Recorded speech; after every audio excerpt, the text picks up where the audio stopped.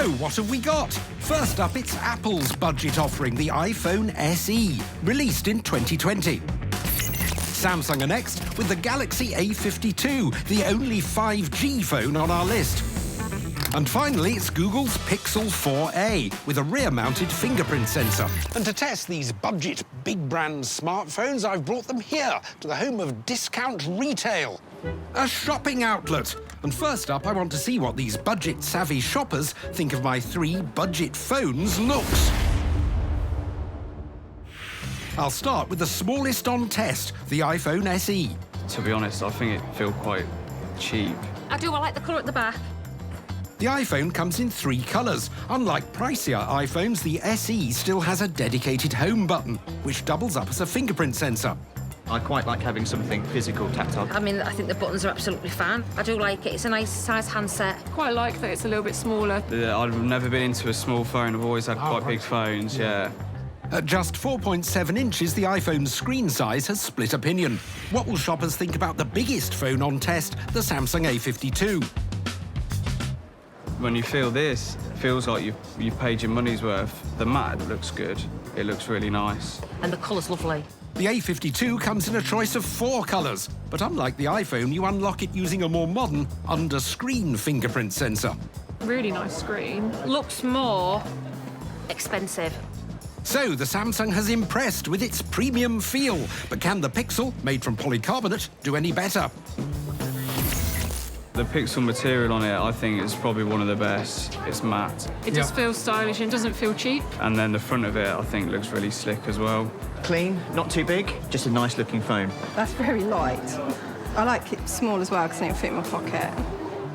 While the Google received plenty of praise, the iPhone and Samsung were more popular with the shoppers, so are joint winners. Which will come out top in our second test? Cameras. I want to check out these cameras in different scenarios. Perhaps I'll find myself a new shirt. What do you think? Time to take some selfies. With the average person taking 450 selfies every year, the front-facing camera is more important than ever. First up, the iPhone SE, with its 7-megapixel front-facing camera. You can do a normal photo like that. There we are. Or you can go into portrait mode and throw the background out of focus and get various other lighting effects. I like the blurred background, but the image overall is a bit dull. How would the Samsung compare? I've got 32 megapixels to play with here. That's the highest of all the 3 cameras. The Samsung has 4 times as many pixels as the iPhone. And in the resulting shots, colour accuracy was impressive on my rather loud shirt. Let's try the portrait. Here you can vary the strength of the effect while you're shooting. I'll go for a strong effect. Though I do look a tad superimposed. Last up, the 8-megapixel Pixel 4a, which has a rather more hands-on approach. It keeps offering suggestions. Try raising the camera for your selfie. That's it. Try portrait mode. It actually seems rather bossy. Unfortunately, even after following the instructions, the photo isn't very sharp, though the colour balance is agreeable. Overall, it's the Samsung that's come out top, despite the rather crude separation of background and foreground. The more detailed and punchier images means it wins. But can the Apple and Google fight back when testing the main cameras on the back of the phones, with the help of some shopkeepers? Come with me. First up, once again, the iPhone with its 12-megapixel rear camera. That's good. The colours have a pleasing, almost filmic quality, and our subjects stand out well against the background. On to the Samsung. It boasts ultra-wide and macro rear cameras, and the main camera has no less than 64 megapixels, the highest resolution on test. Another expression of joy. Good colour balance, and the face is sharp, but maybe too sharp. Can the Google with its 12.2-megapixel camera do any better? Oh, excellent. Sadly not. The separation of the subject from the background is excellent, but the images are disappointingly flat and a touch grainy. Thank you. That's brilliant. So, after rigorous testing, which is best? Just like with the selfies, the Google has come up short with rather lifeless images, while Apple and Samsung produce more pleasing, although rather different results. But with a superior front-facing camera, it's the Samsung that wins again. Can it make it a hat-trick in our performance test? For the final round, I'm moving away from the hustle and bustle of the shopping centre into the peace of the nearby gardens to see how powerful the phones are. Now, traditionally, cheaper phones have often lacked grunt, but these three all have modern processors and plenty of memory. So, which one offers the best performance?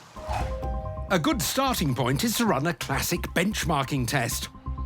I'm going to use the app Geekbench 5, which gives each a score. The higher the number, the better the performance.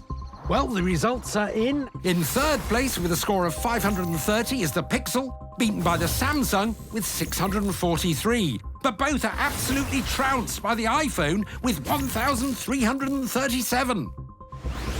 Though the iPhone has less RAM than the others, it's managed more than double the Pixel 4a's score. But will these results reign true in a real-world test? I propose a phone race. I'm going to shoot a 1-minute 4K clip with each of the phones and then compress it to 1080p using the same app. Compressing video is a good test of real-world performance, as it pushes processors and tests the speed of components like memory. So I've got a minute video recorded on each of the phones. I'm now going to do the conversion and export process in turn, timing it each time. Starting with the iPhone, then the Samsung, and finally the Google.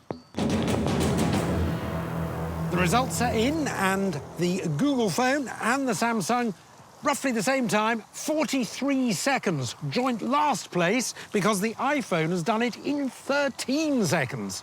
So, just like the benchmarking app suggested, the iPhone is easily the best performer. Having spent the day putting the phones through their paces, which budget phone is best? Well, good question, John. Which budget phone is best? Overall, I think the best phone out of the three is the Samsung. It's got the best range of features. It's got expandable storage to 1 terabyte, 120Hz screen, it had the most versatile camera, and it also had most of its battery left at the end of the day, unlike the iPhone, which was running out. I'm just disappointed that the Pixel finished in last place, because I bought one for each of my parents. But then they never watched the show, so... Why would they?